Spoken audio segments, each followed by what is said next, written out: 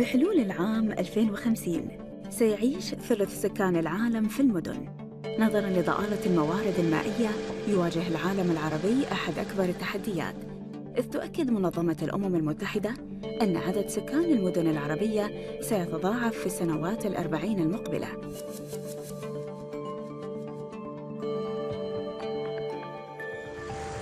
تتوسع المدن بسرعة جنونية، لكن ذلك يحصل من دون أخذ التخطيط العمراني أو قابلية العيش بعين الاعتبار، فالجميع يركز على تلبية حاجات الحاضر بدل التحضير للمستقبل المزدحم.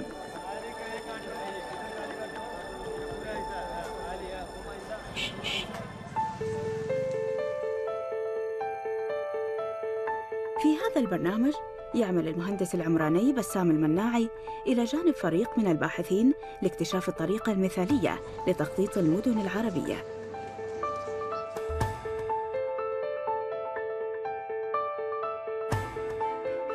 احنا نمتلك المعرفة الكافية من خلال دراستنا لتراثنا وللحاضر. الخطوة الجاية هي توظيف هالمعرفة بالطريقة المناسبة. نسافر حول العالم لنعرض عليكم العبر المميزة التي يمكن استخلاصها من أجدادنا والأساليب اللي اعتمدوها لتخطيط المدن وبنائها، ونكشف كيف يمكن لغياب التخطيط والبناء السليم أن يؤدي إلى تعطيل الحياة الاجتماعية.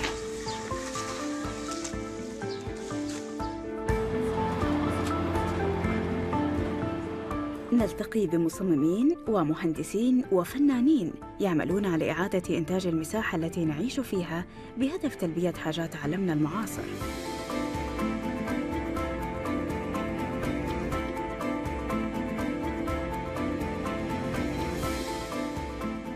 بداية ونهاية جولتنا راح تكون من هني، من مدينتي، مدينة الدوحة.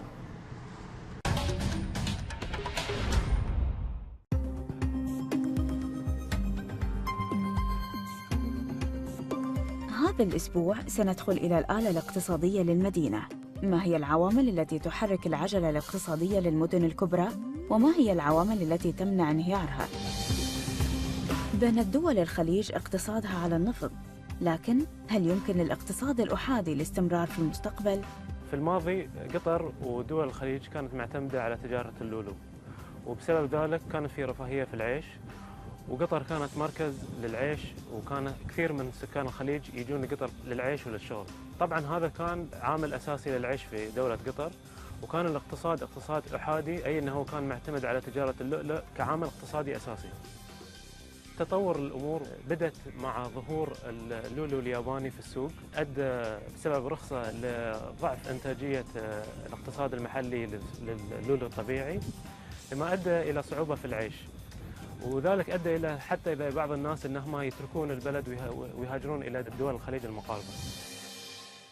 أدى اكتشاف موارد طبيعية أخرى كالغاز إلى عودة الحياة والحركة التجارية إلى الدولة، لكن هذا الوقود الأحفوري لن يدوم إلى الأبد، خاصة وأن العالم يتجه إلى اعتماد مصادر طاقة أكثر استدامة. طبعاً قطاع الطاقة معتمد على النفط والغاز، وهذه في الأساس نون رينيوبل أو غير قابل للتجديد. فكيف نعد العدة للمستقبل؟ ممكن أن احنا نكون فيه اقتصاد مش إحادي، بل لا موارد كثيرة ولا صناعات كثيرة، مش مرتبط في مصدر واحد للدخل. كيف يمكننا أن نطور مدننا بشكل يسمح لقطر بالحفاظ على التفوق على منافسيها؟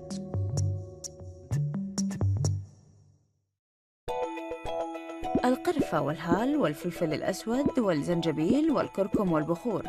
كانت تجارة البهارات في أوجها الصناعة الأكبر في العالم، فقد لعبت دوراً في تأسيس الإمبراطوريات ونهايتها، وساهمت في اكتشاف قارات جديدة. وظهرت هذه التجارة في منطقة الشرق الأوسط منذ أكثر من 4000 عام.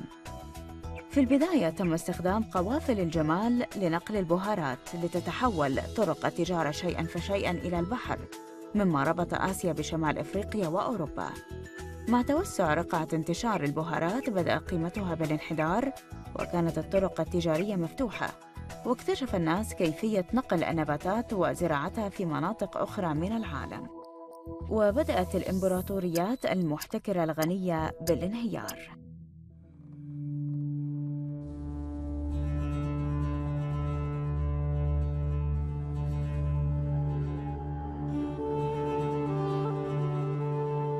دولة مسقط هي من أكثر الاقتصاديات إثارة للاهتمام في العالم العربي التي حافظت على ازدهارها لمدة قرون.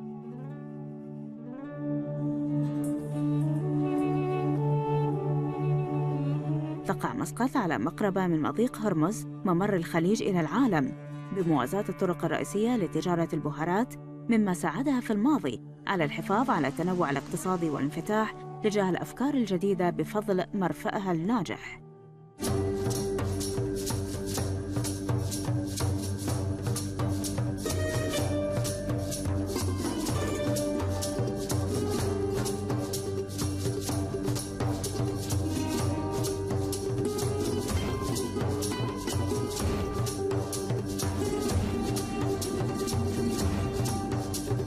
لطالما تمتعت مسقط بالقدرة على التخلي عن الصناعات التي فقدت شعبيتها والتحول إلى أخرى أكثر نجاحاً، وازدهرت بفضل التنوع الاقتصادي وإمكانية النفاذ العالية.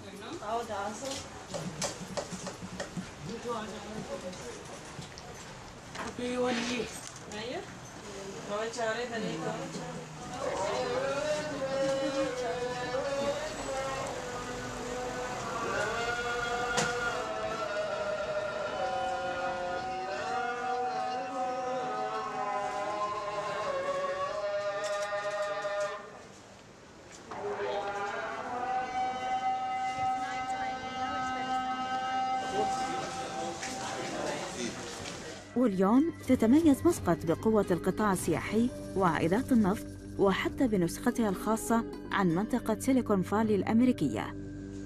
لنرى ما يحصل حين تعتمد الدول الاقتصاد الأحادي.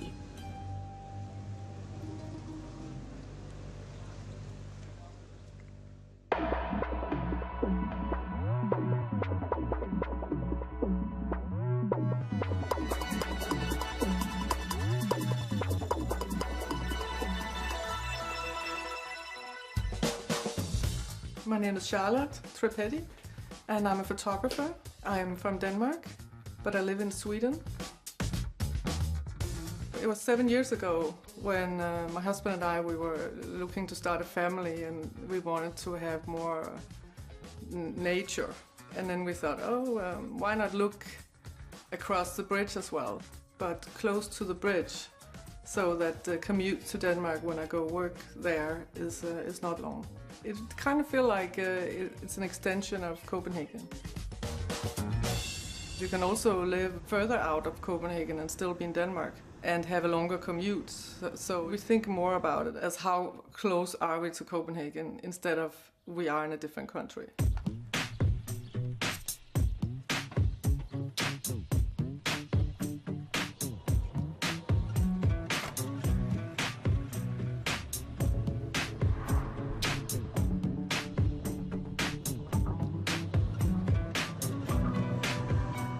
We are on the bridge in Sweden.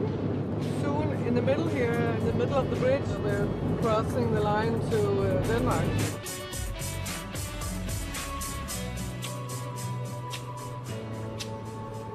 Right now I'm on my way to shoot a portrait of a girl in downtown Copenhagen.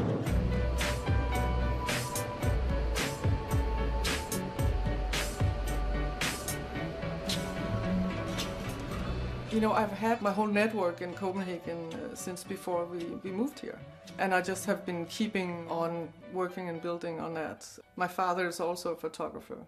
So I kind of grew up in a house of photography in Copenhagen. So moving to Sweden is kind of my home base. And then Copenhagen has become my workplace.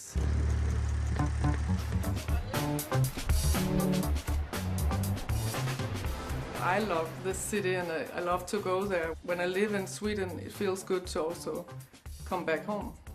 This is also home.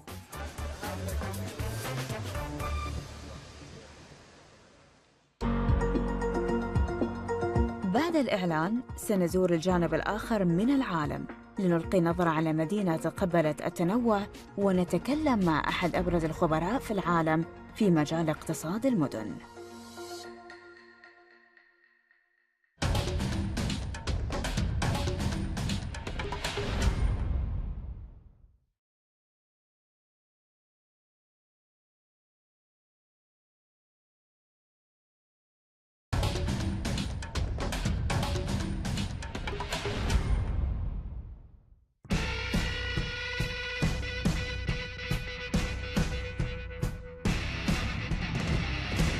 Detroit has suffered from poor political management. I mean, there's no other way to look at it.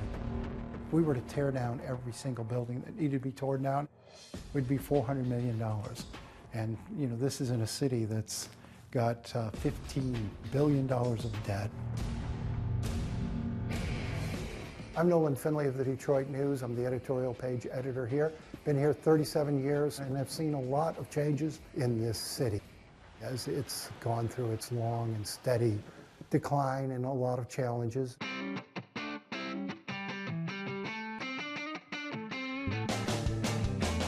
Detroit was a very prosperous community, one of the nation's most prosperous in the 50s and the 60s. Well, the city itself boomed with the Industrial Revolution, primarily the automobile sectors. Everyone knows this is the Motor City, this is Motown. It really was a place of opportunity, and it drew a lot of people in, not just from the South, but from other countries, from the Middle East, from Eastern Europe, from Europe itself, came here to work in these auto factories. It was that hot here, 2 million people at its peak. No matter what we do, our fate is still in the hands of the auto industry. So we got hit in the early 70s by the switch by many consumers to foreign cars. And then as the industry started to consolidate and started to mechanize and you know, fewer workers needed to produce the same amount of vehicles, it started shrinking over time. And the cities really started to slide after the 1967 riots. And it's just been a step down ever since. Just over the last 20, 25 years, we've lost 1 million people. I mean, that's a lot.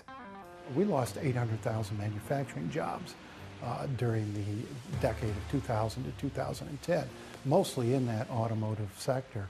It's an incredible abandonment. And how you put a stop to that and start growing again in a region that's not producing a great deal of growth in population, I mean, I don't see the route out at this point. Now, barely 700,000 people live here, and it really is distressing to see what is happening in the neighborhoods and the way people are living. If you go out into the neighborhoods today, you're going to see some of the worst neighborhoods in the nation.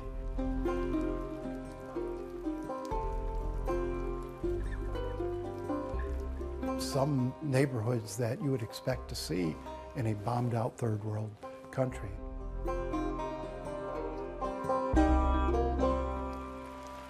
If you're looking at Detroit as a warning sign for other places and as a what not to do situation, I think you've got to pay attention to maintaining services so you maintain population.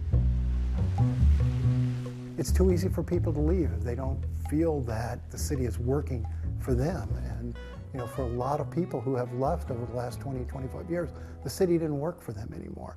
Got to pay attention to serving that customer. We need to draw outsiders in here because there's just not enough people in the region to repopulate and grow Detroit. And I believe the theory is that if we fix the city, if we can fix services, we can start growing again, but it's a long shot. One of the things you have to say about Detroit, it never gives up. It just, the longer the odds, the harder it fights. You ache for it sometimes because we don't seem to ever be winning the fight. You know, it is a good, hard-working town with really good people. We keep trying here. Keep trying. وجدت بعض المدن تخصصاً معيناً ساعدها على تحقيق الازدهار، ومدينة سان فرانسيسكو هي مثل ممتاز على ذلك. You can't be a monoculture. You can't be dependent on just one industry. That's the danger of a mono economy. They weren't able to diversify. That might happen in Silicon Valley in the future. I'm Tom Feremsky. I'm a journalist. I've been writing about US technology markets for more than 25 years. I used to work for the Financial Times, but in 2004 I left to publish my own site, Silicon Valley Watcher. I first arrived here in '85 when I would meet people. Well, every time there's a bust part of the cycle, we get the same questions. You know, is this the end of Silicon Valley? Silicon Valley losing its edge. You know, what happens is that Silicon Valley always comes back, and it comes back stronger, bigger, badder than before. And I've seen that happen time and time again.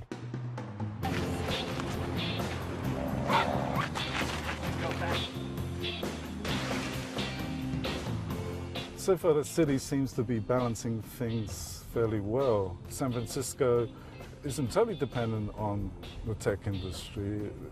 There are financial services, there's also pharma, life sciences, those technologies, clean tech technologies, but tech obviously has been the largest of them all.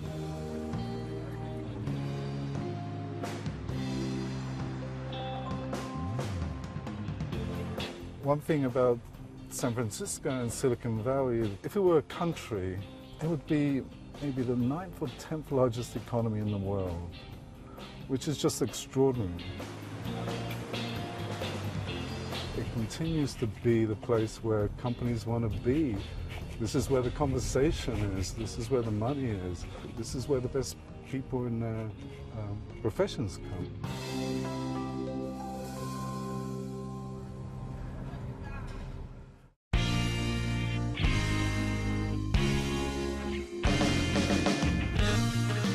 We're on our way now to the Google campus, which was the former SGI campus. I don't know if you remember SGI, but it was one of the darlings of the late 90s. They were producing high-end graphic systems at Hollywood, making roaring business, and their stock went through the roof, and a couple of years later, they weren't around anymore.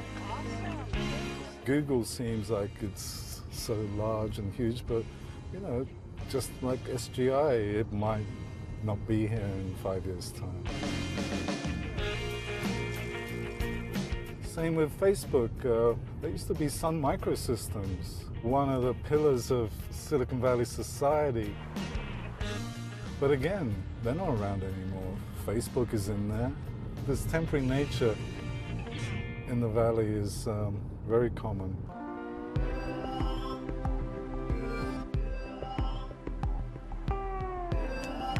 You can't really build another Silicon Valley anywhere else. And people keep saying, oh, you can do innovation anyway. Yes, you can. But why are people still coming to Silicon Valley? Why are companies relocating in Silicon Valley? Because this is the conversation here. This is, you can talk about this stuff all the time, 24/7, and it's not weird.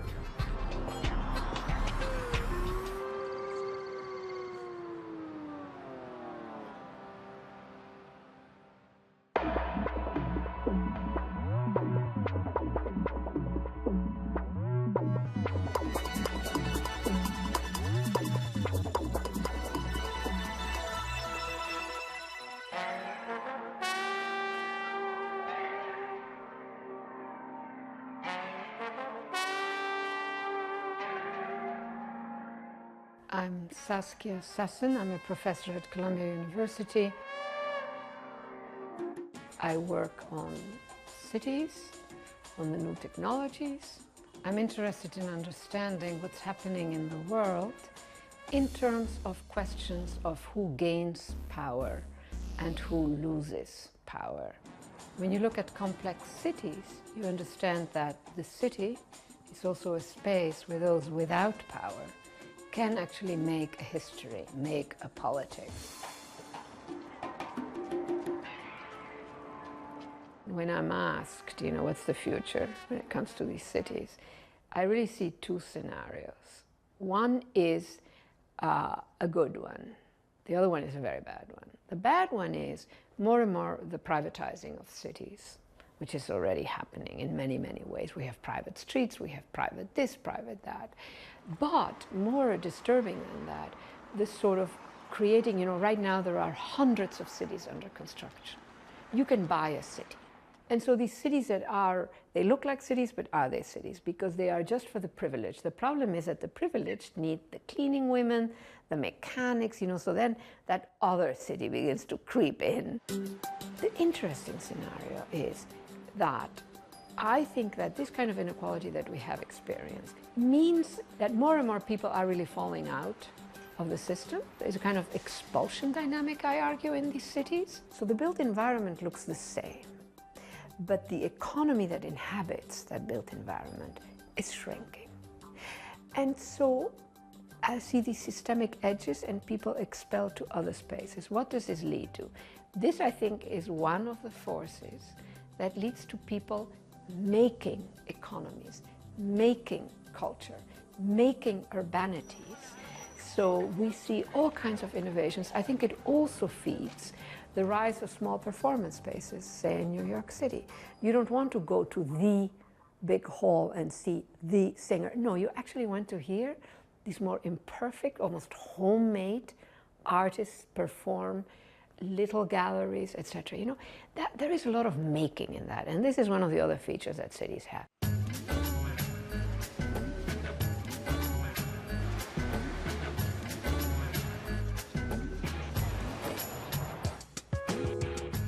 The way I define the global city is a space of production for the state-of-the-art inputs that firms, markets, but also governments, also museums need to operate globally. It's like the Silicon Valley, only far more diverse. You know, it's not just one project, one technological project. Every sort of region has a key global city. Two really powerful global cities in the United States are New York and Chicago. New York is about trading, about commerce, about banking.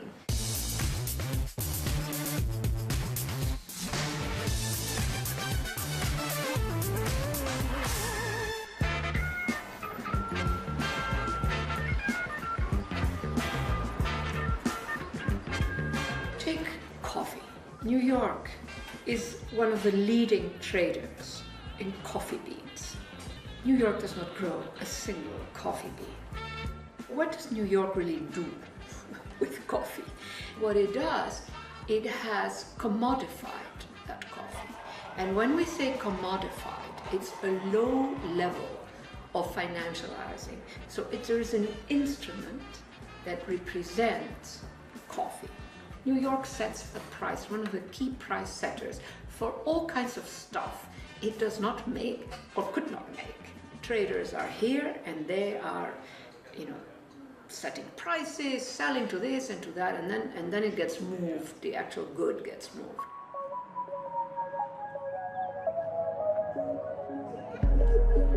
When I was asked recently, so where will we be in 2030 or something like that?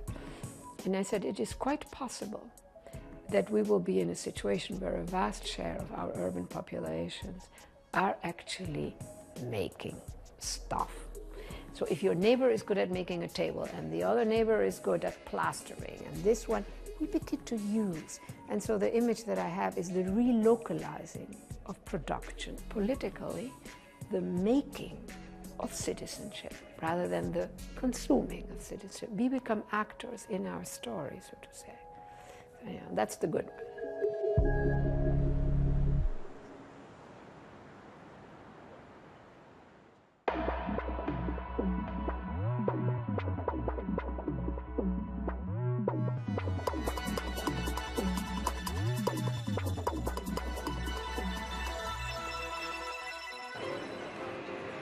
أصبحت السوق العالمية سوق كبيرة واحدة، الاقتصاديات كلها بتتنافس فيها.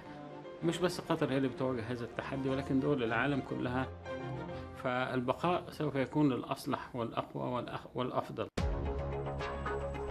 فلو اتكلمنا عن الدوحة بتدي نفسها شخصية متميزة في الخليج عن المدن الأخرى من خلال الاهتمام بالتاريخ وبالتقدم الكبير في التكنولوجيا والاقتصاد.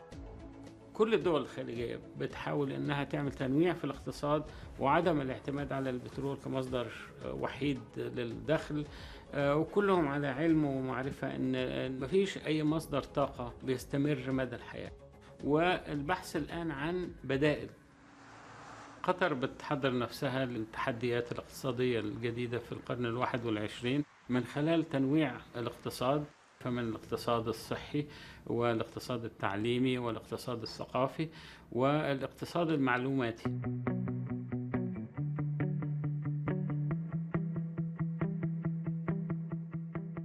يعني أعتقد إحنا على المستوى العالي الأفكار موجودة وبيتم تنفيذها، واللي موجود طبعا يعني جيد. لكن الحقيقة اللي محتاجات دوحة في الفترة المقبلة الأحجام المتوسطة والصغيرة من نفس هذه الخدمات. يعني في احتياج لمدارس تعليمية أكتر، الخدمات الصحية زي ما في مستشفيات كبيرة قوي، محتاجين مستشفيات متوسطة ومستشفيات صغيرة. لازم يبقى في تنويع في أنواع السكن، يبقى في نظرة للسكن الرخيص اللي هو العمالة تقدر تعيش فيه.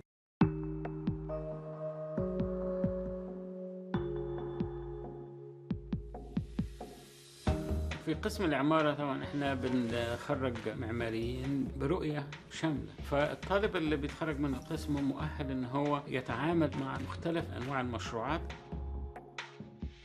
بيبقى عنده مفهوم للوضع الاقتصادي اللي موجود، يقدر ان هو يفيد المجتمع من خلال هذه المعرفة واقتراح مشروعات جديدة وافكار جديدة يقدر ان هو يساعد بها في المجتمع. في مقولة مشهورة حاليا في الخليج العربي: كويت الأمس، دبي اليوم، دوحة الغد. ففي أمل كبير جدا في التغيرات اللي هتحصل في الدوحة. التغيير السريع اللي بيحصل بيبقى من الجميل إن الواحد يبقى متواجد في وسطيه، مش بس بيتفرج عليه من برا.